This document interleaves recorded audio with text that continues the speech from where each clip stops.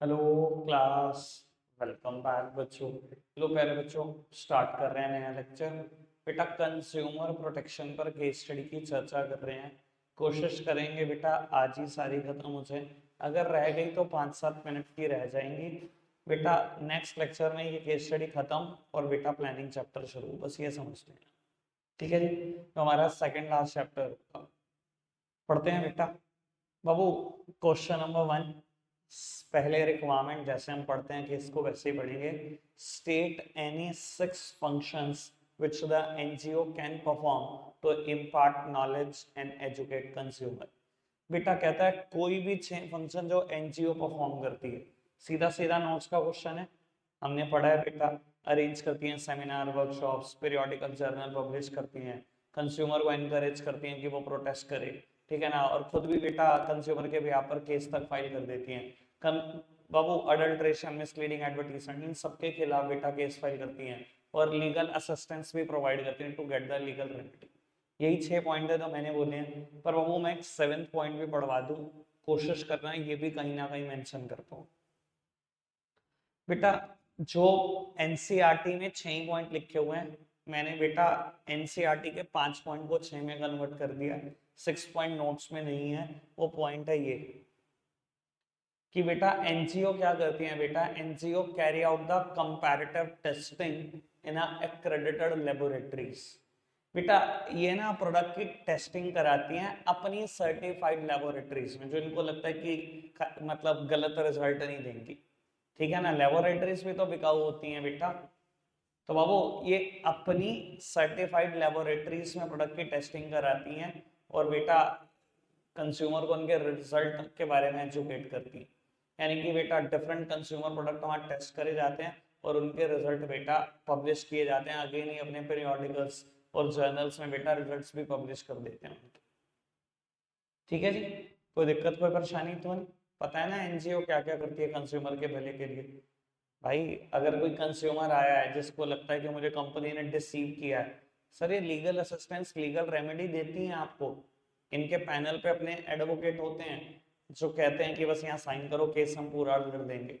पर बेटा अपना केस को मजबूत करने के लिए प्रोडक्ट को अपने बिहाफ पर टेस्ट भी करा लेते हैं अपनी सर्टिफाइड लेबोरेटरीज में। ठीक है जी, कि उनका रिजल्ट आ जाए ताकि इनका केस और मजबूत हो जाए, ताकि कोर्ट कभी टेस्ट कराए तो ये बहस करने वाले भी बने। समझ में आती है बात, कोई दिक्कत कोई परेशानी तो नहीं। आगे बढ़ाते हैं बेटा बात को, और वो रिक्वायरमेंट पढ़ते हैं। कहता है state the functions performed by the consumer voice for the protection and the promotion of consumer interest by quoting line from the above para. बाबू कौन से फंक्शन परफॉर्म करे कंज्यूमर वॉइस ने। अब ये कंज्यूमर वॉइस क्या है, कुछ और नहीं, वैसे नाम से समझ में आता है बेटा, एक कंज्यूमर ऑर्गेनाइजेशन होगी, मतलब एक एनजीओ होगी। बाकी इसने पहले ही वर्ड में क्लियर भी कर दिया बेटा कि एक इंपॉर्टेंट कंज्यूमर ऑर्गेनाइजेशन। अब बाबू मुझे कुछ फंक्शंस बताने जो कंज्यूमर वॉइस ने परफॉर्म करे हैं लाइन कोट करके। ठीक है जी, अब कितने होंगे बेटा ये तो पता नहीं, आप बेटा पढ़ना जरूर आराम से, पढ़ना है जरा।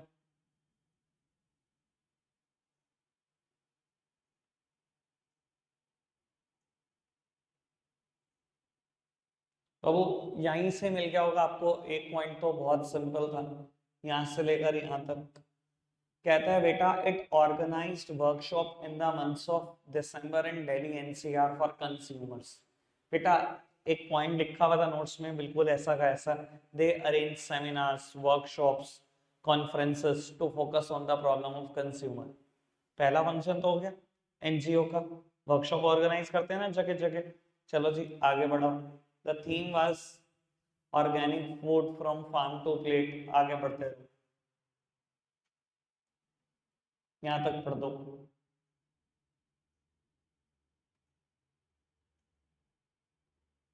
नेक्स्ट लाइन भी पढ़ दो ऑर्गेनिक फूड के बाद वाली,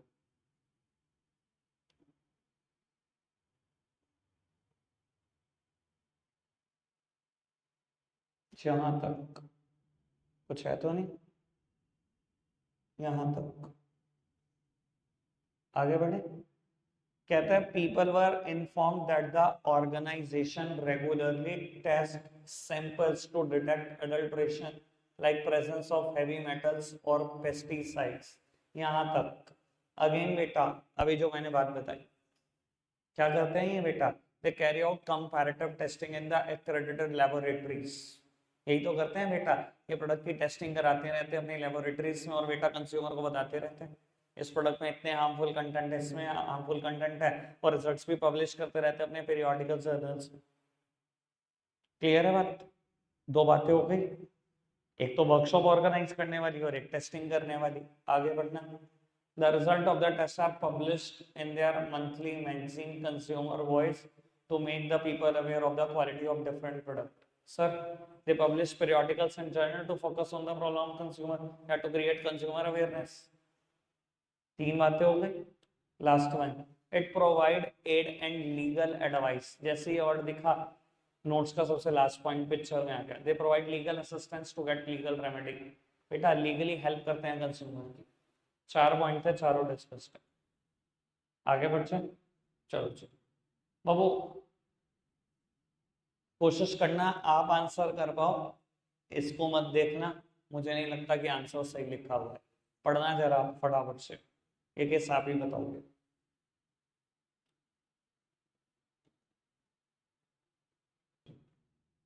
केस पढ़ा, केस तो बहुत सिंपल है बाबू, आपने कोई व्हीकल खरीदा है और with in a time span बेटा उसमें कुछ प्रॉब्लम भी हुई है, आपने क्या करा, कंपनी को इन्फॉर्म भी किया तो उन्होंने कुछ खास एक्शन लिया नहीं, आपसे पूछा जाता है कौन से राइट्स अवेलेबल हैं विवेक के पास।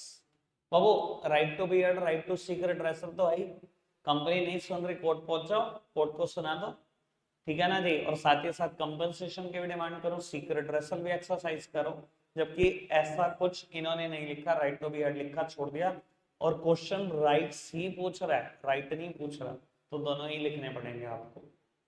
कोई दिक्कत कोई परेशानी तो नहीं, समझ में आएगा? चलो जी आगे बढ़ाते हैं। और वो क्वेश्चन बढ़िया है, ढंग से पढ़ना, पहली ट्राई आपकी है, हो गया तो ठीक, नहीं तो मैं करूंगा, पढ़ना।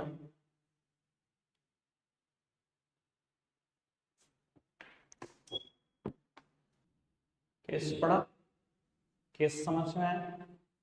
अब वो रिक्वायरमेंट ये थी, कहता है enumerate the right of consumer which Rita Sharma was able to exercise with the help of voluntary organisation. अब वो रीटा शर्मा उस वॉलंटरी ऑर्गेनाइजेशन की वजह से कौन से राइट एक्सरसाइज कर पाई, ठीक है जी। और आपने केस पढ़ा होगा, उन्होंने अपने बेटे के लिए 2 टी शर्ट्स ली हैं या शर्ट्स ली हैं, कहीं ना कहीं वो स्मॉल इन साइज है, तो बेटा वो रिटर्न करना चाहती थी, और मतलब जो शॉपकीपर था वो थोड़ा सा नहीं कर रहा था ये सब चीजें। वो आखिरी पैराग्राफ में ना सब कुछ बहुत काम का लिखा है, अगर आप थोड़ा सा अच्छे से सोचते तो आखिरी पैराग्राफ से आंसर है। उसने कहा the organisation helped her by explaining to her the legal procedure as well as educated her about her rights as a consumer। बेटा क्या करा उस कंज्यूमर ऑर्गेनाइजेशन ने, कहता है आपकी पूरी हेल्प करी, सारा लीगल प्रोसीजर बताया, आपको आपके राइट से भी अवेयर करा। सर यही तो राइट टू कंज्यूमर एजुकेशन है। Sir right to consumer education क्या है, कंज्यूमर को एजुकेट होने का राइट है हर चीज के बारे में, और मैं हमेशा बोलता हूँ बेटा गवर्नमेंट से ज्यादा एक्टिव पार्ट कोई नहीं लेता इस चीज में, ठीक है ना जी। मैंने बताया भी था बेटा सावधान रहिए, सतर्क रहिए, आजकल आरबीआई एड कैंपेन चलाता है इस नाम से कि अगर आपके साथ ये हुआ है आप ये कीजिए, आपके साथ ये धोखा हुआ है पहले ब्रांच में जाइए, ब्रांच एक्शन नहीं ले रही, आरबीआई के इस नंबर पर फोन कीजिए, हम सब कुछ कराएंगे। सही हो रहा है ना बेटा? पुराने टाइम में बेटा गवर्नमेंट ऑफ इंडिया करती थी जागो ग्राहक जागो के नाम से, आपको यही बताया जाता था आपने ज्वेलरी खरीद ली बिना हॉलमार्क देखे कैसे खरीद ली ये देखो। तो अब वो अगर कोई भी आपको एजुकेट कर रहा है आपके राइट के बारे में, आपके रिस्पॉन्सिबिलिटीज के बारे में, बेटा ये राइट टू कंज्यूमर एजुकेशन की वजह से ही कर रहा है। अब इस ऑर्गेनाइजेशन ने क्या करा, आपको पूरा लीगल प्रोसीजर भी समझा दिया, साथ ही साथ आपको आपके राइट्स से भी एजुकेट कर दिया। तो राइट टू कंज्यूमर एजुकेशन पहला राइट, तो ये एक्सरसाइज हो गया आपका। आगे बढ़ो आराम से, जल्दी नहीं। And help her in filing the complain, उसको हेल्प ये भी कर दी कि वो कंप्लेन फाइल करवाया कोर्ट में, मतलब रीटा शर्मा कंप्लेन फाइल करवाई कोर्ट में। Sir right to be heard, complain file हो गया, आपकी बात तो सुनी जाएगी, ठीक है जी। एंड गेटिंग रिलीफ अब आपको रिलीफ भी मिल जाएगा, दैट सिंपली मींस कंपनसेशन, और कंपनसेशन आते ही कहां शिफ्ट कर जाते हो आप, राइट टू सीक्रेट रेस्ट। यानी कि 3 राइट इकट्ठे एक्सरसाइज हो गए। जब आपको आपके राइट्स के बारे में बताएगा, राइट टू कंज्यूमर एजुकेशन, जब बेटा आपकी कंप्लेन उन्होंने फाइल करा दी, right to be heard, court बात सुन लेगी और आपको रिलीफ मिल जाए तो राइट टू सीक्रेट रेस्ट। ठीक है जी, ओके, आगे बढ़े, चलो जी बाबू। ये एक बच्चा ही आंसर करेगा, किसी भी सूरत हाल में मैं आंसर नहीं करूंगा, मैं बिल्कुल श्योर हूं। ठीक है जी, तसल्ली से पढ़ लो, किसी एक का नंबर है। ठीक है जी, अच्छे से पढ़ लेना। कम से कम ए पार्ट तो मैं नहीं बताऊंगा, बी पार्ट में मेरा मन हुआ तो देख लूंगा।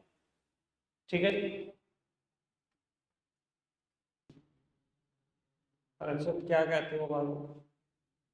कहता है ए पार्ट में state any 2 responsibilities which have been discharged by Suman beside asking for a cash memo। Cash memo के अलावा उसने कौन सी 2 रिस्पॉन्सिबिलिटी पूरी की हैं? और मैं तो कहता हूँ लाइन कोट करके बता दो बाबू, लाइन बता। कैश मेमो के अलावा कौन सी 2 रिस्पॉन्सिबिलिटी उसने पूरी की हैं? केस पढ़ा होगा तो मिल गई होंगी। दूसरी लाइन में भी है। अच्छा, बहुत बढ़िया बेटा, नोट्स में ये पहले नंबर पर है। Be aware about the various goods and services available in the market so that an intelligent and a wise choice can be made. ये है पूरी का पूरी रिस्पॉन्सिबिलिटी की पॉइंट। और सेकंड लास्ट, स्टैंडर्डाइजेशन।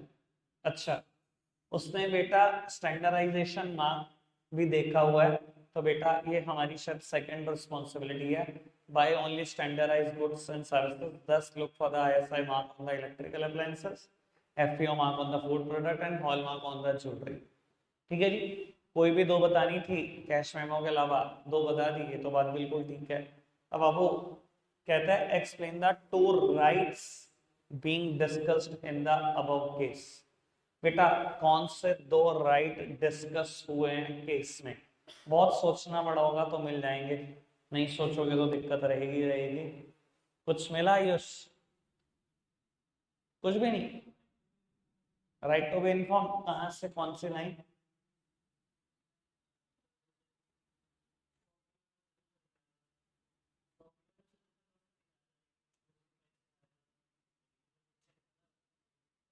नहीं नहीं, राइट टू बी इन्फॉर्म का मतलब होता है कि आप कोई पैक्ड प्रोडक्ट खरीद रहे हो तो एमआरपी वाला प्रिंट होना चाहिए। तो एमआरपी तो प्रिंट है, बस उसने हायर प्राइस कोट करा, इससे राइट टू बी इन्फॉर्म का तो कोई मतलब नहीं। Right to choice, sir right to choice था, और अभी राइट टू चूज फ्रॉम कह लो या राइट टू बी अशोर्ड कह लो। ठीक है, फिलहाल नई एनसीईआरटी को राइट टू बी अशोर्ड लिखती है, तो राइट टू बी अशोर्ड लिखो तो ज्यादा अच्छा। ठीक है जी, ये राइट टू चॉइस कहां से मिला?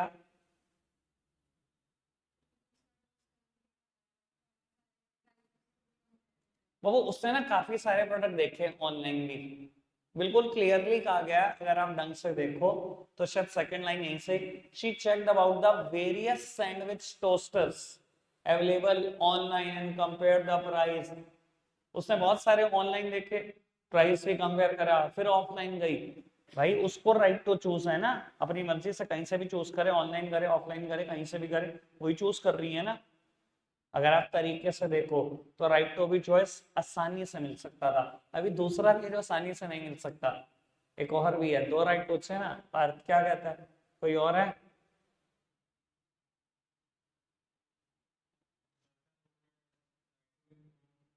कहां पर?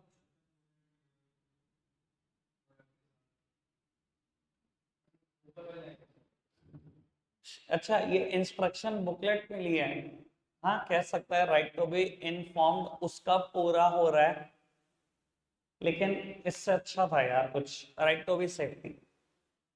आप डायरेक्टली नहीं सोच पा रहे होंगे, या टोस्टर जैसी चीज है, ठीक है, इलेक्ट्रॉनिकल आर्टिकल है, और बेटा हार्मफुल भी है थोड़ा सा। वो क्योंकि उसने स्टैंडर्डाइज गुड्स खरीदा है, उसको राइट टू सेफ्टी 100% केस में मिल जाएगा। ठीक है जी, इसको ढूंढना मुश्किल था। राइट टू बी इन्फॉर्म्ड वाली बात आपने ठीक करी है, बिल्कुल है राइट टू बी इन्फॉर्म्ड यहाँ पर। ठीक है जी, एक राइट टू बी अश्योर्ड है और तीसरा राइट टू सेफ्टी भी है, कोई भी दो लिख सकते हैं। ठीक है जी, आगे बढ़ाएं बात को। चलो बेटा आगे बढ़ाते हैं बात को। ये देखो, नई book right to be assured लिखती है, right to be choose from नहीं लिखती, इसको राइट टू चॉइस नहीं लिखती। ठीक है, आगे बढ़ते हैं। चलो जी, कहता है state the responsibility which Sumit had to fulfil as an aware consumer to get the services of the company. Explain briefly any two rights which Sumit could have been exercised had he fulfilled his responsibility identified in party. बाबू A part कहता है ऐसी कौन सी responsibility है जो सुमित को fulfil करनी चाहिए थी ऐसा अवेयर कंज्यूमर, और बी पार्ट कहता है अगर सुमित ने ये रिस्पॉन्सिबिलिटी पूरी करी होती तो कौन से दो राइट इसको मिले होते। यानी कि सुमित ने कोई रिस्पॉन्सिबिलिटी तो ऐसी है जो पूरी नहीं करी, है ना। तो देखते हैं भाई कौन सी रिस्पॉन्सिबिलिटी जो पूरी नहीं करी। हमने बेटा 10 पढ़ी हुई है जिम्मेदारियां, ध्यान रखना, पढ़ना जरा।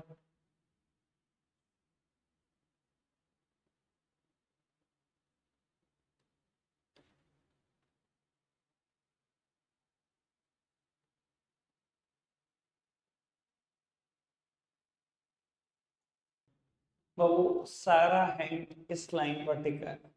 So both of them installed machine without following the manufacturer instruction. एक responsibility थी learn about the various risks associated with the product, follow manufacturer instruction and use the product safely.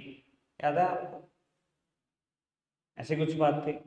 मैंने एग्जाम्पल भी दिया था बेटा, बहुत सारे डिओड्रेंट में अल्कोहल होता है छोटी मोटी क्वांटिटी में, और बेटा बहुत अच्छे से पीछे लिखा होता है अवे फ्रॉम फ्लेम, और आप कहो जी नहीं नहीं मुझे क्या जरूरत है मैन्युफैक्चरर की इंस्ट्रक्शन पूरी करने की, मैं तो फ्लेम में डाल के देखूंगा क्या होता है। क्या होता है भाई, ब्लास्ट ही होगा,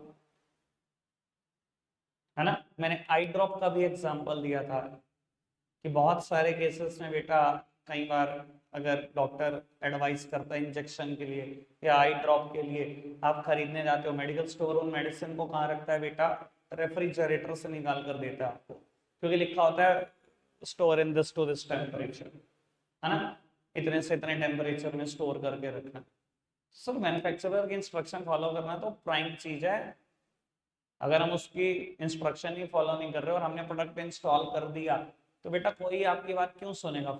फिर आपने दो राइट गवा दिए जो इजिली मिल सकते थे, यानी कि बी पार्ट का आंसर बैठ जाएगा राइट टू बीएड और राइट टू सीक्रेट रेसर। अगर आपने जिम्मेदारी पूरी होती कौन से दो राइट मिल जाते, आपकी बात भी सुनी जाती और कंपनसेशन मिल जाती।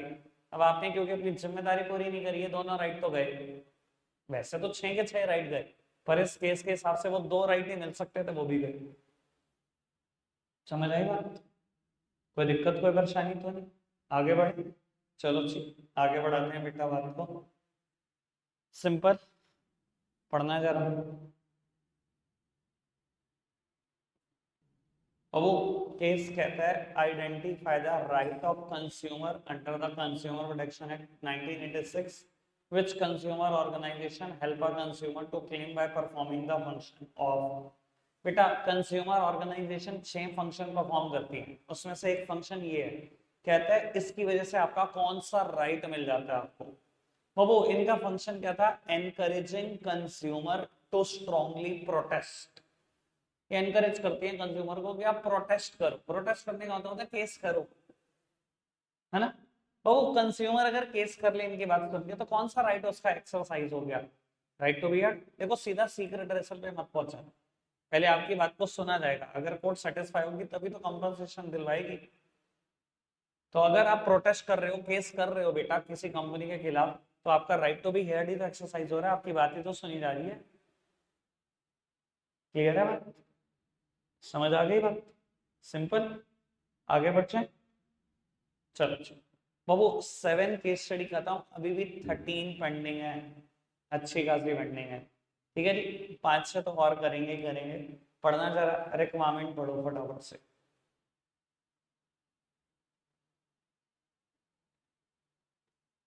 कौन से दो राइट डिस्कस हुए हैं? अच्छा जी। और state any one other relief for which court may give direction to the store besides the ones stated above. कौन सा एक रिलीफ और कोर्ट दे सकती है उसके अलावा बताना जो केस में डिस्कस हुआ। पढ़ना जरा केस।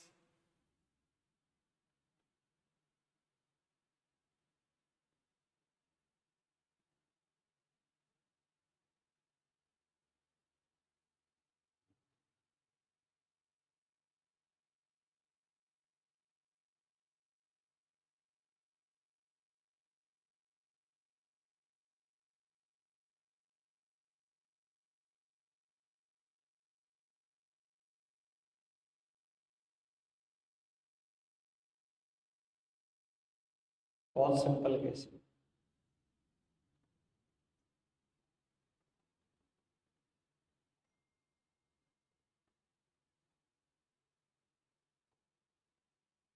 बाबू कौन से दो कंज्यूमर राइट डिस्कस हुए हैं? अगर आपने देखा हो वो कोर्ट तक पहुंच भी गई और कोर्ट ने बाद में उसको कंपनसेशन दिलवा भी दिया। भाई मैं इससे ज्यादा हिंट नहीं दे सकता क्योंकि मैं बैच में सब चीजों के बारे में बता चुका हूँ।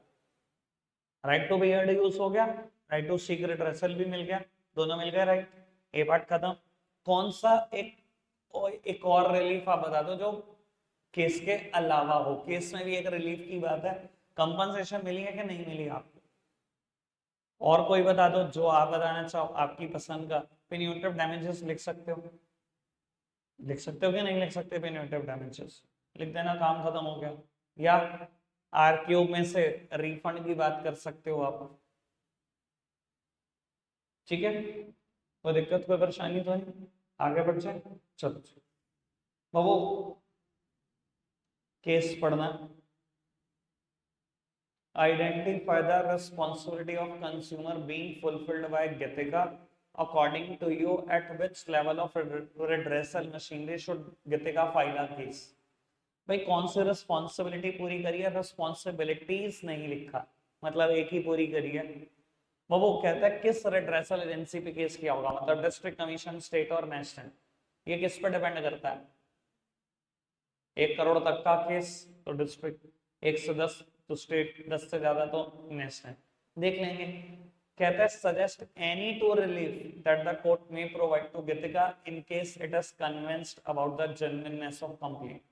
और वो कौन से दो रिलीफ कोर्ट दे सकती है अगर कोर्ट सेटिस्फाई होगी कंप्लेंट जेन्युइन है तो। ठीक है जी, केस पढ़े। एक रिस्पॉन्सिबिलिटी, कौन सी मशीनरी पर केस हुआ होगा, रिलीफ पढ़ो जी।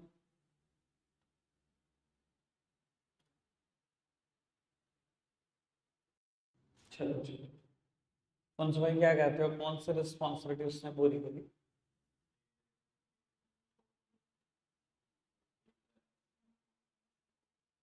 बाबू 8th नंबर पर रिस्पॉन्सिबिलिटी लिखी हुई थी नोट्स में। File a complaint in an appropriate consumer forum in case of shortcoming in goods और deficiency in services. Do not fail to take action even when the amount involved is small. ये बात मैंने तभी बोली थी बेटा कि आप एक्शन लेना मत बोलना चाहे अमाउंट स्मॉल हो। क्योंकि बेटा अगर आप एक्शन नहीं लेते ना तो बेटा उन मैन्युफैक्चरर सर्विस प्रोवाइडर को ना स्ट्रेंथ मिलती है कि इंडिया में लोग इग्नोरेंट है, इग्नोरेंट ही बने रहेंगे, हम कुछ भी करते हैं वो कभी केस करते हैं। यहाँ गीतिका ने केस तो कर दिया, अपनी एक जिम्मेदारी तो पूरी करी। अगर उसके साथ धोखा हुआ तो उसने केस किया। बाबू आपसे पूछा जाता है कहाँ पर केस होगा और क्वेश्चन में कहीं कोई अमाउंट मेंशन नहीं है। ऑब्वियसली यार एक दिल्ली से नैनीताल की जर्नी है, 1 करोड़ से तो बहुत कम रही होगी। कहाँ केस हुआ होगा? District commission. बाबू कहते हैं कौन से दो रिलीफ मिल जाने चाहिए अगर कोर्ट सेटिस्फाई हुई जेन्युइननेस से? Sir refund the price paid और उसको कंपनसेशन भी दिलवाओ भाई यार, पेनियोटिव डैमेजेस। शुरू के 5 में से ही 2-3 लिखे जा सकते हैं। ठीक है जी, आगे बढ़ाएं बात को। चलो चलो, ये केस आप पढ़ देना और अगर आप कहोगे मैं इसका प्रैक्टिकल एग्जांपल निकाल देता हूँ, मेरे पास ऐसी बहुत सारी मेल आती हैं। चलो 1 मिनट आप पढ़ो, मैं दिखाता भी हूँ आपको। मैं मैसेज देख रहा था, मेरे पास काफी सारे मैसेज आए हुए हैं। अगर आप प्रैक्टिकली कहते हो तो मैं दिखा देता हूँ। HDFC भी मैसेज भेजता है मेरे को, कोटेक्स सिक्योरिटीज एक प्लेटफॉर्म में यूज करता हूँ शेयर मार्केट के लिए, वो भी। तो वो मैसेज आता है कि हमारा शेड्यूल मेंटेनेंस है, और जनरली बेटा ये सब मेंटेनेंस एक्टिविटी कब रन करते हैं मैं आपको बता देता हूँ। एक और प्लेटफॉर्म है जो मैं यूज करता हूँ, यूटीआईएस, यूटीएस सॉरी, यूटीएस। आपको पता नहीं आइडिया क्या नहीं यूटीएस के बारे में। और वो जैसे कुछ प्लेटफॉर्म्स ऐसे होते हैं जिन पे ना टिकट बुकिंग करने में ना बहुत देर लगती है, कोई प्लेटफॉर्म पे बड़ी भीड़ होती है, या दिल्ली के प्लेटफॉर्म्स 1.5 घंटे की भीड़ लगी होती है, इतनी लंबी लंबी लाइन। तो बेटा अगर टिकट चाहिए हो आपको तो कैसे मिलेंगे कि आप ट्रैवल कर पाओ? वो यूटीएस एक प्लेटफॉर्म है, इंडियन रेलवे से अप्रूव है, ठीक है जी। अगर आप प्लेटफॉर्म से थोड़ी दूरी पे हैं तो टिकट बुक हो जाएगी आपकी, ठीक है जी। और अगर आप प्लेटफॉर्म पे पहुंच चुके हैं, टिकट बिल्कुल बुक नहीं होगी, क्योंकि इस चीज का लोग गलत भी इस्तेमाल कर सकते हैं ना, कि टीटी ने पकड़ लिया हाथ और टिकट बुक करके दिखा दे जी मैंने तो बुक करी। अगर प्लेटफॉर्म से थोड़ी दूरी पे कुछ किलोमीटर की दूरी है तो टिकट बुक होगी, अदरवाइज नहीं होगी, ठीक है जी। बाबू यूटीएस भी आपको मैसेज भेजता है कि हमारा शेड्यूल डाउन टाइम रहेगा, रात के 12, 1, 2, 3 बजे ही अपनी सर्विसेज को रिपेयर करते हैं। एचडीएफसी की कभी नेट बैंकिंग अफेक्टेड होती है या क्रेडिट कार्ड डेबिट कार्ड की सर्विसेज अफेक्टेड होती है तो मैसेज जरूर आता है। शाम को ही मैसेज आ जाएगा मेरे पास 7-8 बजे कि आज 12 बजे से लेकर 3 बजे तक सर्विसेज अफेक्टेड रहेंगी, डेबिट कार्ड नहीं चलेंगे, क्रेडिट कार्ड नहीं चलेंगे, या नेट बैंकिंग नहीं चलेगी। सारे बैंक्स भेजते हैं। अब यहाँ पर इस केस में यही हुआ कि उसने मैसेज नहीं भेजा और बाद में उसने कंपनसेशन की डिमांड करी। कौन सा राइट उसका एक्सरसाइज, मतलब उसका वायलेट किया आपने? राइट टू बी इन्फॉर्म, उसको मिलना चाहिए था राइट टू बी इन्फॉर्म, ठीक है जी। अब वो आज का लास्ट केस करेंगे, पहले दोनों रिक्वायरमेंट पढ़ना। कौन सा राइट वायलेट हुआ है और कौन सा राइट मोबिलाइज्ड हुआ है? मोबिलाइज मतलब एक्सरसाइज्ड, ठीक है जी। एक राइट तो वायलेट हुआ है कोई, और एक राइट बेटा एक्सरसाइज कर पाई है सुलोचना। पढ़ना जरा आराम से।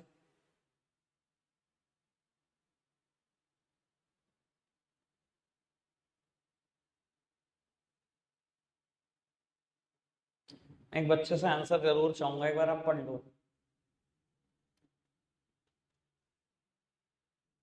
तो मैं कह रहा था विद प्रूफ दिखा देता हूँ आपको, ये देखो कितनी सारी मेल है, मैंने सब ऊपर सर्च करा, शेड्यूल डाउन टाइम, कितनी सारी मेल है, ऑलमोस्ट रोज की मेल होंगी मेरे पास, ठीक है जी। ये अभी 9 अगस्त की मेल है, पढ़ना जरा क्या लिखा है। Dear customer, to enhance your banking experience we are undergoing an essential system maintenance on 10 August 2024। मेरे पास 9 अगस्त को मेल आ गई। और कितने बजे होगा? जो मैं बोल रहा था मैं गलत नहीं बोल रहा था बेटा, मैं ऐसी मेल से बहुत अच्छे से पढ़ता हूँ। 2:30 AM IST मतलब Indian standard time to 5:30 AM IST, 3 घंटे का डाउन टाइम है, हमेशा रात को ही लिया जाता है डाउन टाइम, ठीक है जी। ये 2:30 से 5:30 का था, ये भी सेम मेल होगी। असल में मेरी मेल आईडी डली हुई है मम्मी पापा सारे घर के अकाउंट पर, तो सेम मेल आई होगी, कई जगह पे आई होगी। ये देखो, ये 12 बजे से लेकर 3 बजे तक डाउन टाइम लिया गया 4 अगस्त को। 3 अगस्त को मेल आ गई, 4 अगस्त को लेना था तो मैं जो बोल रहा था बिल्कुल उसके कई प्रूफ दे सकता हूँ, ठीक है जी। एक सेकंड कर, थैंक गॉड प्रैक्टिकल समझाने के लिए हैं मेल्स, ठीक है जी, वरना तुम कभी यकीन ही ना करते। बाबू कौन सा कंज्यूमर राइट वायलेट हुआ है? भाई उसने शायद स्टैंडर्डाइज प्रोडक्ट भी खरीदा था और वो एक्सप्लोड भी हो गया। बाबू राइट टू सेफ्टी वायलेट हो गया। कौन सा राइट एक्सरसाइज किया उसने? डोंट टेल मी यार कि राइट टू बी सीक्रेट रह सक, पहुंचे नहीं हो आप वहां तक। अरे भाई यही तो दिक्कत है तुम्हारे साथ, कहते कंपनसेशन लिखा हुआ है। ये भाई ये मेरे को लगता है कि ठीक है मैं किसी एक्सटेंट तक ना हाथ पकड़ सकता हूँ, ठीक है ना, मैं हाथ भी पकड़ता हूँ। ये दूसरे टीचर होते हैं जो बताते हैं ये कीवर्ड है बेटा, ये देखना, कीवर्ड के नाम पे रटवाया जाता है। मैं कोशिश करता हूँ ना रटवाऊं, तुम लेकिन रटना शुरू कर देते हो। मैं वर्ड तो बताता हूँ, तुम पकड़ लेते हो, बस मेरी बात पीछे पड़ जाते हो। अरे पढ़ो तो सही। Sulochana took the matter to the consumer court, Sulochana सारे मैटर को कंज्यूमर कोर्ट में ले गई। brought those responsible to surface and demanded for a penalty and compensation। बाबू उसने क्या कहा? सुलोचना सारे मैटर को कंज्यूमर कोर्ट तक ले गई और वो कह रही है जो लोग रिस्पॉन्सिबल है उनको सजा मिले और वो कंपनसेशन और पेनल्टी की डिमांड कर रही है।